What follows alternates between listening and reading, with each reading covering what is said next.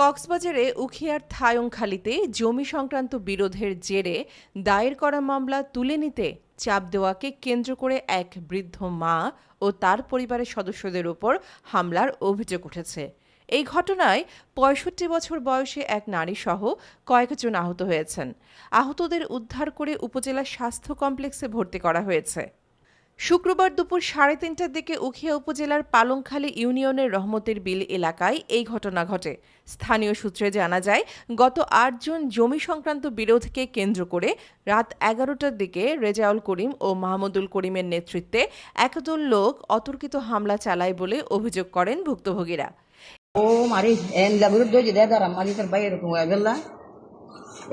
Aro do teli ere jahnar garu tu rakis tira dike jane ko abar ma gadol kilo hodi ko eba goli ere en haruru bam damita en le kuno mago tekke duni jana bhai dili na o ko eba le de boli eba itare mar de gala gala phadi gala iwa tele ibar bada ul ati mare sari bada bada makoli mare dilo। এই ঘটনায় ভুক্তভোগী সঞ্জিদা আক্তার বাদী হয়ে ৮ June Ukhia থানায় একটি মামলা দায়ের করেন। এরপর থেকেই অভিযুক্তরা মামলা তুলে নেওয়ার জন্য বিভিন্নভাবে হুমকি দিয়ে আসছেন বলে অভিযোগ করেন পরিবার। ভুক্তভোগী পরিবারের দাবি, শুক্রবার দুপুরে অভিযুক্তরা তাদের বাড়িতে গিয়ে মামলা প্রত্যাহারের জন্য চাপ সৃষ্টি করেন।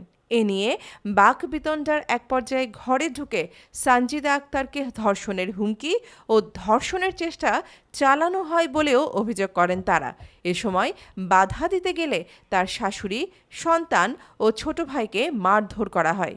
এতে ৬৫ বছর বয়সী বৃদ্ধা মা সহ কয়েকজন গুরুতর আহত হন। আমাকে দর্শন করার চেষ্টা করছে এবং মেরে ফেলতে চাইছে, কারণ আমি তাদের জন্য মামলা করছি।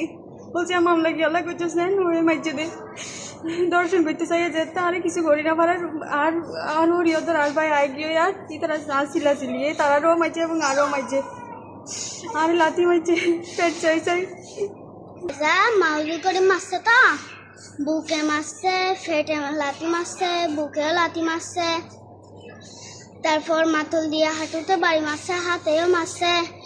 আহতদের উদ্ধার করে উখিয়া উপজেলা স্বাস্থ্য কমপ্লেক্সে ভর্তি করা হয়েছে। ঘটনার পর এলাকায় উত্তেজনা বিরাজ করছে। উখিয়া থানার অফিসার ইনচার্জ মুজিবুর রহমান বলেন, হামলার ঘটনায় অভিযোগ গ্রহণ করা হয়েছে।